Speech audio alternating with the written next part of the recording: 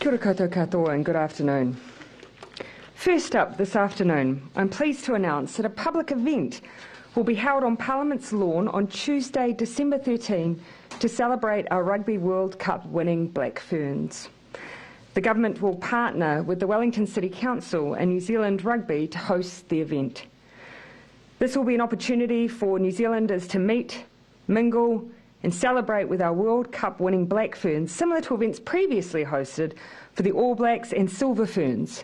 And we encourage people to come along and make it a special day on the 13th. I also want to acknowledge the Black Ferns who scooped the major awards at the World Rugby Awards in Monaco today, with Captain Ruahei Dement winning Women's 15s Player of the Year, Ruby Tui, Women's 15s Breakthrough Player of the Year, and Wayne Smith Coach of the Year, as well as Black Ferns legend Dr. Farah Palmer winning the 2022 Vernon Pugh Award for Distinguished Service. Well-deserved recognition of this incredible team. You'll also be aware that the Supreme Court has today made a declaration of inconsistency with the Bill of Rights on the voting age, finding that the current voting age of 18 is inconsistent with the right to be free from discrimination on the basis of age, and that these inconsistencies have not been justified. This does not mean Parliament is automatically required to change the law. It does mean that the Attorney-General has to notify the House of the declaration within the next sitting 6 days. This notice is then referred to a select committee, and ministers must present a government response within 6 months of the Attorney-General notifying the House. Cabinet has discussed this process this afternoon. We are of the view that given this question is a matter of electoral law and requires a supermajority or 75% of the House to change the law as it stands, it should not just be a matter for consideration of the government of the day, but for the Parliament as a whole. On that basis, Cabinet has resolved to draft a piece of legislation with a proposal to lower the age of voting for 16 for the whole of Parliament to consider. If supported, it would not take effect for the next general election. The Electoral Commission would be key in determining when it could feasibly take effect if supported. Ultimately, we see the best way for the matter to be resolved is for the whole Parliament to vote on it. Government alone cannot change this law. Now, I cannot tell you currently how any member of this House will vote on this proposed law, including Labour, as we have not met or discussed it as a caucus.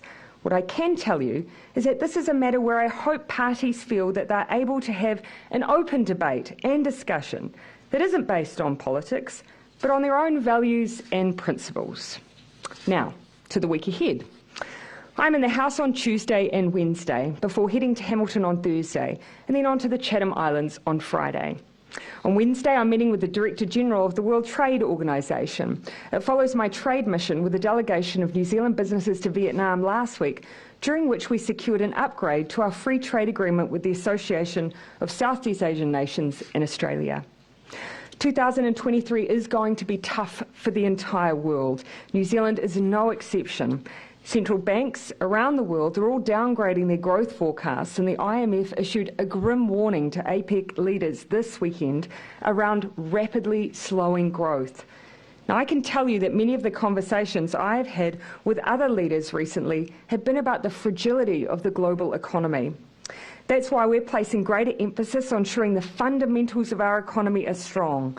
In particular, I've invested a lot of my time this year in strengthening our trading relationship, because they help grow our economy and jobs, but also because they act as a buffer against the worsening global economic situation. Since taking office in 2017, the government has signed multiple free trade agreements and also seen our goods exports grow by over a third, including the CPTPP, RCEP, EU FTA, UK FTA, China Free Trade Upgrade, and the ASEAN Australia-New Zealand FTA. This is good for our exporters and our economy. Here at home, we've focused on addressing the high cost of living which is impacting the lives of most New Zealanders, and is the reason that Dr. David Clark is with me today. We're doing that by supporting households with rising costs, as we have with the reduction in the petrol excise levy and half-price public transport, We're making childcare more affordable for many working families and have delivered increases to working for families' payments, wages and benefits for low and middle income families. Factors which mean New Zealand is well placed during this period include near record low unemployment, incomes rising faster than inflation, and the government's strong financial position, as well as surging exports and our tourism dollars heading north. Our careful economic management means we are better placed than most to weather what is now looking like an inevitable global storm. But there is more we can do, which is why we're continuing to take action to help New Zealanders more directly. We know that early next year, more homeowners will be paying more of their income on mortgage repayments. We've moved to introduce open banking in New Zealand to make it easier for everyone to compare mortgage rates, apply for loans and switch banks, ultimately meaning you can shop around on rates with an incentive on banks to provide better deals. I do have an opportunity to speak directly with the New Zealand Bankers Association this month, and we'll be asking what more can be done at the level of each individual firm to support customers through the next year or so. Food shops are costly too, and we've made significant shifts in the way the grocery sector operates to get a fairer deal for people at the checkout. In June, we passed our first piece of legislation to ban supermarkets from blocking land access to competitors. We've welcomed new grocery competitors to the market, including Costco, and this week we'll introduce under urgency the Grocery Industry Competition Bill. This bill puts in place several key regulatory changes that are being announced this year to improve competition in the retail grocery sector, including establishing a new grocery commissioner to referee the sector and setting up a wholesale supply regime to require supermarkets to provide their competitors with fair access to their products. This is about giving and enabling the likes of smaller retailers and new market entrants and ultimately securing fair prices at the checkout for everyone. We aim to have the bill passed by the middle of next year. There is no doubt that COVID unleashed an inflationary spike on the world and that New Zealand is not immune, but these are the actions we can take to firm ourselves up against the fragility of the global economy and to help New Zealanders directly with the challenges we face. We will remain squarely focused on these issues now and into next year, and on anything to do with the open banking work and, of course, the grocery reforms. I have Minister Dr. David Clark with me today. Hey, Jessica. So what's your personal view on the voting age? Do you think that it should be 16? I personally support a decrease in the voting age, but it is not a matter simply for me or even the government. Any change in electoral law of this nature requires 75% of parliamentarian support. That's why it's our view that this is an issue best placed to Parliament for everyone to have their say. Will it be a conscience vote for Labour MPs? Yeah, look, conscience, whether or not an issue is a conscience vote is ultimately determined by the Speaker, and so I can't say at this stage the nature of the vote or indeed how Labour members will choose to vote. What I can say is that on this kind of matter, I think we should remove the politics. We should put it to Parliament and we should let every MP have their say. Younger voters disproportionately vote for the left, so is that giving us up an unfair advantage? Look, let's be really clear. Whatever Parliament decides, this will not take effect for the next election. A would, of course, need the Electoral Commission to provide advice on how it could be implemented, but B, that just wouldn't be right. Electoral reform traditionally skips over an election to make sure that regardless of who it may impact or affect, you give it due time to bed in and there's no accusation of it being unfair. Should it really be up to politicians to decide, or should you take it to a referendum? Ultimately, well, you could equally argue that in referendum, those who the law affects also don't get to have a say. At least in Parliament, we have the provisions in place, and it requires, electoral law requires a majority, a supermajority. So regardless, you'd see it coming back before Parliament. But you know that it's not going to pass national. Well, have said that they're not going to support it. So I'm not going to make. Fail, right? I'm not going to make any assumption. I do think that we should put it to the Parliament as a whole, because actually any government of the day isn't in the position to make this call. And there are some issues I'd like to think we can take the politics out and just have a good, robust debate as a Parliament. Why do you think that 16-year-olds should be able to vote? Look, as I say, I support it, and there's a whole range of reasons why, but ultimately my vote will be one of 120, and it requires a 75% majority for it to change. What are some of those reasons you think? For me, it's alignment around some of the responsibilities and rights that are already apportioned at these different ages. But look, I accept different politicians will have different views. Mine is one of 120. Prime Minister, Sorry, did you want to finish? Just going back to Jenna's question. Yeah. You already have a very busy legislative agenda, and not long before the... A good question. Is this a waste of your Look, time? ultimately, because of the Supreme Court's decision, this has to go to Select Committee anyway. And so our view is if you're sending it to Select Committee anyway, because by law we're required to, you might as well put it alongside it, the ability of Parliament to make a decision. It takes no extra time, really, as a result. Prime Minister, my understanding is that it requires that 75% supermajority for voting in the general election, but it only requires a simple Majority for the council election. elections. Yeah. So could there be a split in the way that the decisions are made? And Yes, you're absolutely right. There are two different requirements from general and local. Again, we've only just received this declaratory judgment. We have not yet drafted anything, and those are some of the issues that would need to be worked through. when could you expect a vote on this? So, look, I can't tell you when exactly it would have time in the House, but what I can tell you is that we've basically got a 6-month requirement. Now that the Supreme Court has made its decision, we have 6 sitting days to be able to report to the House, and then 6 months after that. So we have to do that by law anyway by the middle of next year. So obviously we need to work within those timeframes. Prime Minister, Yeah, Barry. Three Waters, will that be before the legislation be before Parliament again this week? We'll have the Leader of the House confirm the legislative agenda for the week ahead via him, if I may, Barry. But of course you'll know that there's not just one bill, there's a number of bills. So the water services work will take quite a bit of House time. Can I ask you what Te Mana Te Wai means to you, the statement by Māori that brings in geothermal and the foreshore? Sorry, do you want to give me a bit It's more in the legislation. specificity? So Te Mana o Te Wai is the idea of the primacy of water, to make sure that, of course, you put at the centre of what you're doing the health of the water. By doing that, you make sure you're putting at the heart of the legislation the health of the people that consume it, the health of the people who bathe in it, and generally the well-being of your community. It's a really established principle from the freshwater legislation. It gives iwi the right, though, to determine the activity, doesn't it? You're talking more about the RMA legislation? No, I'm talking about the Three Waters. Well, of course, you'll already know the governance arrangements that we have around Three Waters. That's been well traversed. The day-to-day management is through an appointed entity board who has governance experience in running water infrastructure and management. It, of course, relates to drinking water, and it relates primarily to storm water. Issues around resourcing, that is much more of a resource consent issue, Barry. So they can't be overruled by a statement under Te Mana o Te Wai. My issue is that I'm struggling to quite understand the question that you're putting to me, but I'm happy to get into more detail perhaps after the press conference. Yeah, can I come over here to Bernard? On Three Waters, why is it so important to have balance sheet separation, given last week the government decided there was no need for Kaingaora, for example, to issue its own bonds? Why not have the government issue the bonds, given that the credit rating agencies... Balance sheet separation means, of course, that there would be additional borrowing capacity available to the entities that at the moment is limited.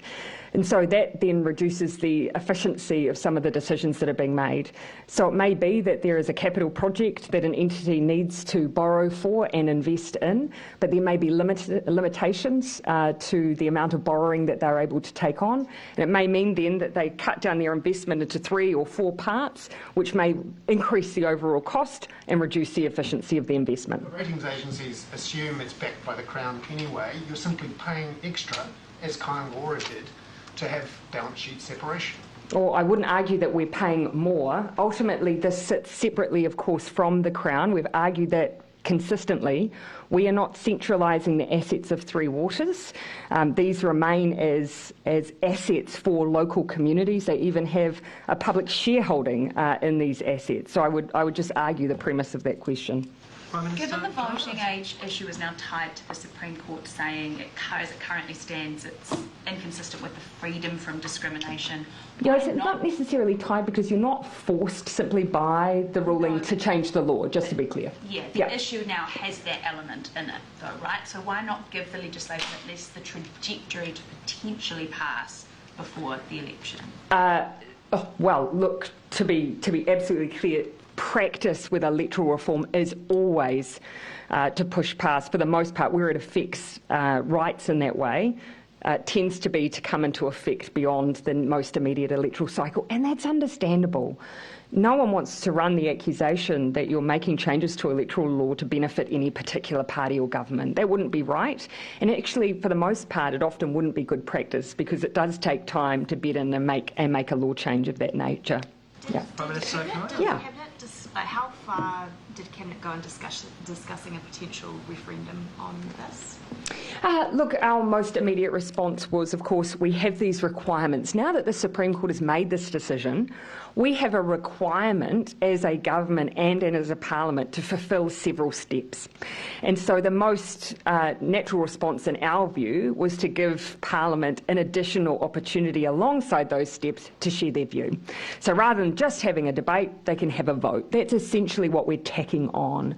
The idea of a referendum, again, even if, regardless of that result, you'd still have to change the law. So you'd still be back before Parliament, still requiring a supermajority. So it's an additional step without necessarily a different outcome. One other point. Many people will have their different views on this, but do keep in mind a referendum would be a situation where every voter except those who are affected have a chance to have a say over someone else's voting rights. In Parliament, you do have a group of individuals elected by their communities who have to eventually have a say in that law. You could decide the franchise for a referendum. Couldn't you set a new franchise specifically for the referendum? Can you expand on that just a little bit more? I think during the Brexit referendum there was a debate over whether... Not the greatest example, but yeah. Not a great example, but there was a debate over whether you could set a specific franchise for that issue, and there was... I see. You'd set it at 16. I see what you're saying. So create a referendum where you have 16. A lower voting age. Yeah, I mean, sure. But of course, you're only ever so much of a proportion of the body who are ultimately making it. But I understand the point you're making. Did Labour lie to Winston Peters about Three Waters reform or He Puapua? No, but actually, nor do I want to get into a back and forth over the different decisions that parties make post an election. I've always made it very clear that ultimately what we do when we come to coalition formation is deal with what the public present, and they make the ultimate call, and then it's our job to form government. Why did he rule you out? Look, for me, I've always said, and I'm going to stick to it, I've always said, when it comes to our coalition, I will not rewrite history, because actually I was proud of what we did. So I'm just going to stand by that principle. What's the working relationship with him right now? Well, of course, we don't have much cause to have a working relationship because, of course, by its very nature, we work with those who are in Parliament. But actually, I've got no cause, as I say, to go back and rewrite history. I was proud of what we did. I was grateful for the opportunity to form government when we did. And I'm not going to go backwards and revise any of that history.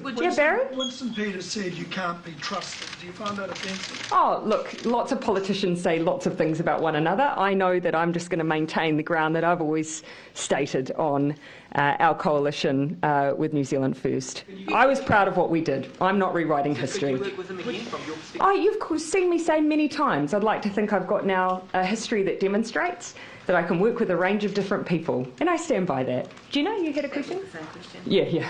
Ben. Anyone for Dr. Clark? His time is valuable. How are you going to vote on it? Look, again, it's obviously a personal stance, and I'm well on record for saying that I favour a younger voting age. I think that the decisions that we make the decisions that politicians make affect younger age groups for far longer than they do for those of us who are already of voting age. and there are some crucial decisions that parliaments act on. You know, I'm really proud of the work we've done in the climate change space. I don't lead on that, but I think it's really, really important work, and it affects younger people longer than it's likely to affect older people. So I've got a well-established position on this. One of the things that we'll have to discuss is, it's just how will that vote be treated in Parliament. As I say, it's not something that we actually determine. The Speaker determines it. If conscience votes have tended to be on areas where parties don't have established policies, and so that's where you'd see the Business Committee coming in and potentially taking a view. So that's something that would need to be worked through. My question to you, Prime Minister, I know it's an issue from a couple of days ago, but you're overseas. Yeah.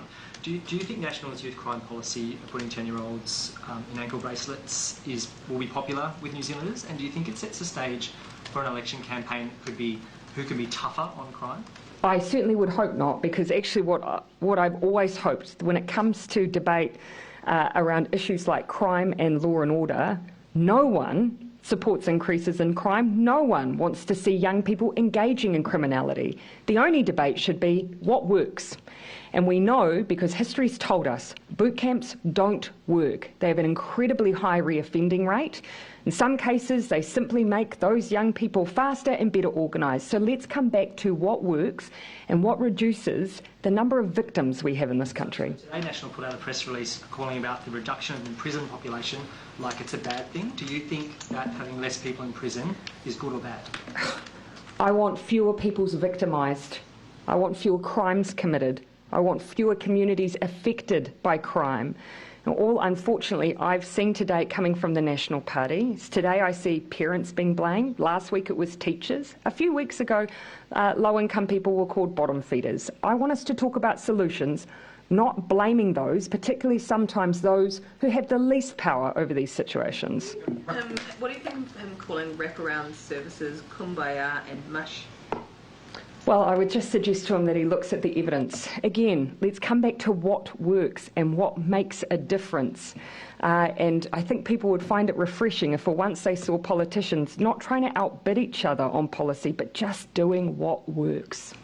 Yeah. Following on from that, today Chris Luxon had sort of a message to parents, and I quote, "You chose to have these kids, you have to wake up at 7 a.m, get kids to school at 8 a.m, you've now got free lunches, subsidised period products, subsidised school uniforms. What we have in New Zealand is a culture of excuses." Do you agree, or what do you make of that? No, I do not agree.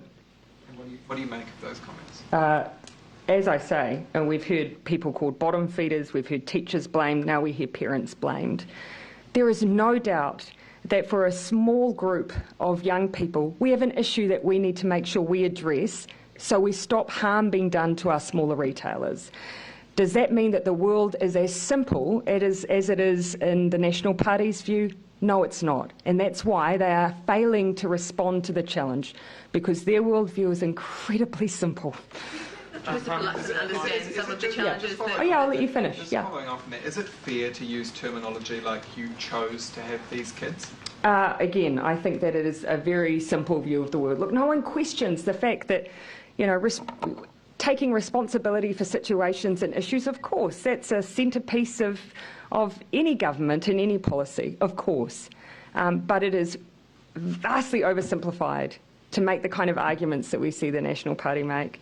And the issue I also have is that on the one hand, we have this argument about a culture of excuses. On the other hand, they claim a cost of living crisis. Either families are doing it tough right now or they're not. And so my view is they are. And in some cases, we do have young people where there are issues we need to address. But simply firing off blame to everyone isn't going to solve the problem. Mr. Luxon understands the challenges that families are facing right now. Well, again, that's a question for him, and actually voters will make that call based on what they hear from him. So are you saying, Prime Minister, that parents should take responsibility for their children is oversimplifying matters? Well, look, you heard me already say, of course, no one's arguing here that elements of responsibility and so on don't come into policy. Of course they do.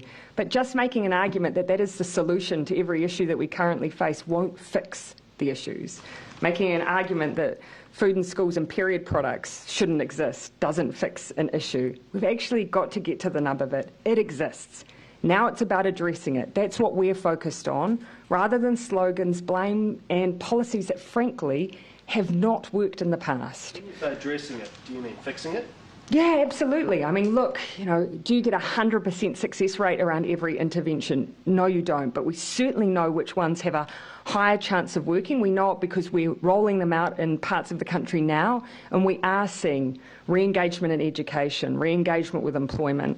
Whereas on the flip side, you've got things like boot camps, which saw an over 80% recidivism rate, repeat offenders coming out of those programs. Ram raids are obviously quite fashionable among a small section of society. Right? They have been, but they are also... What's been the best, most effective intervention on those? Again, we have disengagement from school, employment, and when you haven't got, for instance, support to make sure that you're staying in those programs or those things that make a difference, those have been one of the interventions that we know make a difference. Sorry, I didn't understand that at all. A lot of kids that are committing these crimes, for instance, may not be engaged in school. Getting them back engaged in school does make a difference. Making sure that they have someone in their life who is ensuring that they are where they need to be, that they aren't engaged in criminality, we know is making a difference because we have programs like that in Auckland already underway. Prime Minister, would there be an extension to the Healthy Homes deadlines? I'll leave Minister Woods to comment on that a little more later this week. Are you able to confirm that the deadlines for kāinga order and all landlords were being considered at the same time, that there was no kind of... You weren't considering initially kāinga order, then subsequently included all landlords as well? I'll let Minister Woods speak to it a little later this week. Everyone will know that, because it's been a subject of much commentary, that one of the products that's being affected by supply chain issues post-COVID have been those very products that are required in order to meet the standards. But I'll let her discuss that in more detail. When can we expect that announcement? Early this week. Regarding the voting age change, the legislation requires the government to respond to the declaration. Is the legislation that you're drafting and introducing to Parliament, is that the extent of the government's response, or is there another something that... Yeah, so you still have to, it's a requirement that the responsible ministers, those who would have policy responsibility, would need to make that direct table a response to the declaratory judgment in Parliament. So the responsible minister will alongside the legislation table some sort of report? Regardless of conclusion, yes, yeah. Yeah, Prime Minister, and then I'll come to you, Mark. Will New Zealand be sending weapons or paying for weapons to be sent to the Ukraine? As you'll know, New Zealand has already made contributions via the UK towards support for the armed forces in the Ukraine. And we have made given additional measures, like, for instance, training for troops from Ukraine. We've also provided aid, such as first aid kits and those things that are required on the battlefield. We'll continue to make a rolling assessment of what else New Zealand is best placed to provide. So it's on the cards to directly send? No, so at this stage we've made decisions on a rolling basis. We don't have any currently planned for additional military aid, because keep in mind, it's all about making the contribution New Zealand is best placed to make. Unlike other countries, we do not have large-scale stockpiles of the kinds of military assets that Ukrainian armed forces are seeking. Just on hate Mark. speech, Yeah. has the attack overnight in Colorado Springs on a gay bar there, has that changed your thinking at all about the need to protect rainbow communities in particular? No, because my view is we do need to provide wider protection. What we're doing is a two-step process. You'll know that we went out with changes to incitement provisions. They elicited very strong feedback. Our view is that the Law Commission is well placed to help us work through the best legislative response. They're also very good at building consensus over these areas. So we've asked them to help work on those provisions. An issue of urgency here, though. I mean, the hate speech review, officials started reviewing hate speech right after the Christchurch terror attacks. That was 3.5 years ago. Yes. How long will it take the Law Commission to get there? And all this while people are unprotected? Yeah, well, first of all, I want to be very clear that currently the groups that you are referring to, our LGBTI community, are covered by the Human Rights Act and our discrimination provisions. And that's been an area where there does seem to have been, by some confusion. They are absolutely covered by discrimination provisions. This is a question of the extension of those incitement, or what people have called hate speech provisions. Our view is that they do need to be expanded. We went out and consulted. There was very strong feedback. We believe we need some extra help. We've asked the Law Commission to do that. Is it right that a member of the LGBT community could be, would, if they were to ridicule someone for their religious background, they could be prosecuted for that, but the other way around, someone in a religious background ridicules someone from the LGBT community, that's well, it was actually the case. Is that fair? Yeah, well, actually, the Royal Commission suggested that we change the wording of the legislation. So we went out and consulted on that. We got a very strong response back. And that's why we've gone to the Law Commission over the wider legislation, not just the groups who are covered by it. Prime Minister, do you stand by all your statements and beliefs from when you were age 16? Well, you could ask the same question of someone who's 70, whether they stand by all their beliefs and views from when they're 20. I mean, this is the counter-argument that people aren't fully mature at that age, right? Yeah, and look, the issue is that there has to be a cut-off somewhere. So the point that no one is suggesting, of course, that infants have the right to vote. So the point here is that the Supreme Court has said that there hasn't been adequate justification for where it sits at the moment. And our view is, well, let's put that to Parliament. At the moment in New Zealand, the different ages for when you're able to legally engage in different activities is spread out across a range of different age groups, predominantly 16, 17 and 18. And so there isn't one cut-off point that you can say this is clearly in law when New Zealand now treats you as an adult. And that's why I think it's been the subject of much debate. Here, again, I fall back to the question of why can't we as a parliament have this debate and not just make it about politics? Would you trust your 16-year-old self to vote today? Well, yeah, I joined the Labour Party when I was 17, so why not? But actually, look, not to trivialise this, Dr. Clark made a good point. The decisions we make as politicians have long-standing effect. People will have different views about where that cut-off should be. But the question I'm just simply posing is, why as politicians can't we have that debate amongst ourselves? Government alone cannot make the decision on its own, so we won't. We'll put it to the Parliament. Numerous polls have shown it's not particularly popular with the public. Are you offside on this?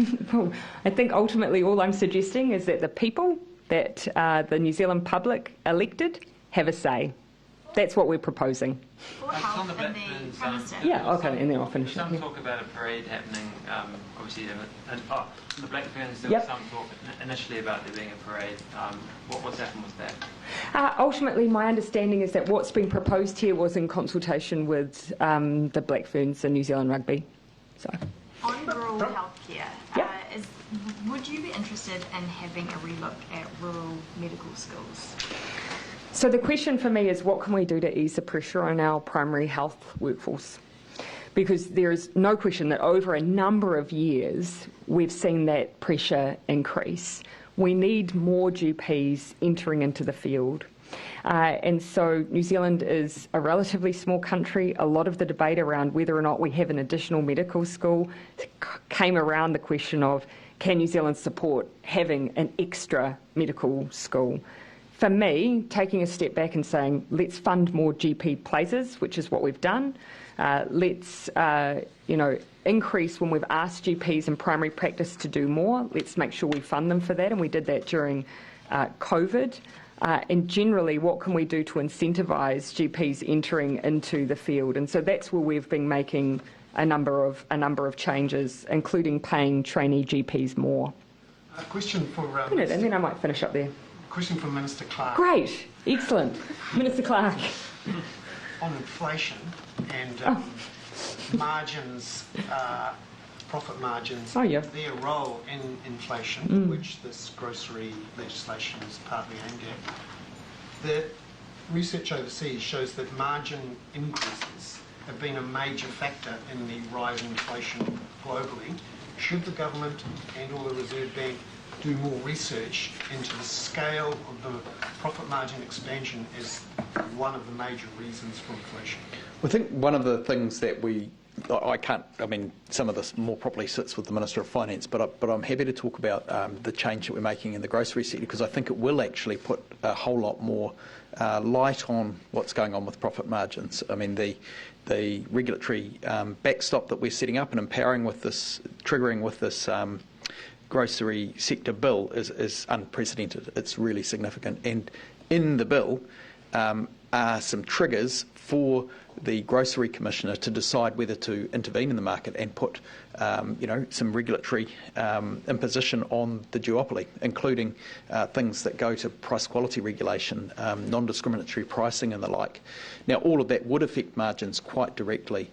What we're anticipating by introducing the bill is that competition will improve in the sector. That's what it's designed to achieve, and that will inevitably address something of the issue that you're raising, Bernard. But as to whether wider research by the Reserve Bank should be done, I'd leave that to the Minister of Finance to comment. The Prime Minister then, given the government's been blamed for rising inflation, overseas there's a lot more focus on profit margin expansion. Do you think companies here are taking enough of the blame or are doing enough to reduce some of the pressure on inflation? Two responses to that. Listening to the director of the IMF just confirmed for me again what you've heard us talking about a lot. Her main focus for the triggers for the highly inflationary environment that we're seeing globally was the war in Ukraine and what we were seeing that do to food prices for large parts of the world and the knock-on effect of that, and on energy supply as well, and global supply chain constraints, which we've again seen in the aftermath of COVID. So those were the two factors she pointed to, because those are the two things consistently being experienced by the world. Every government took a different response in terms of fiscal policy or the support that they provided their people in the middle of and aftermath of COVID. But those are the two consistent things that you see around the world. So that's the first thing, and it tells you a little bit if that's the cause, then what are the levers that we have? You can see they're somewhat limited. But on the issue that you raise around what essentially is framed by others as windfall tax, here, the issues that I'm expressing are the most problematic. Actually, energy companies have been in the eye of politicians around the world. You haven't seen the same energy price increases in New Zealand off the back of what we've seen around the war in Ukraine, because, of course, we're over 80% renewable energy source for our electricity generation. So we're in a different basket than many other countries in that regard.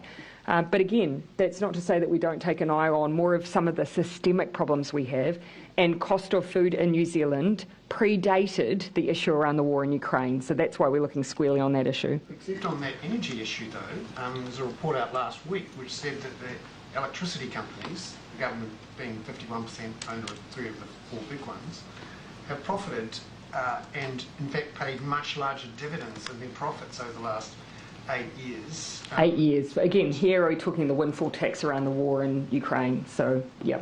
And so, look, again, of course, again, food prices is a really good example. That is an area where we have identified that an extra $1 million a day in excess revenue.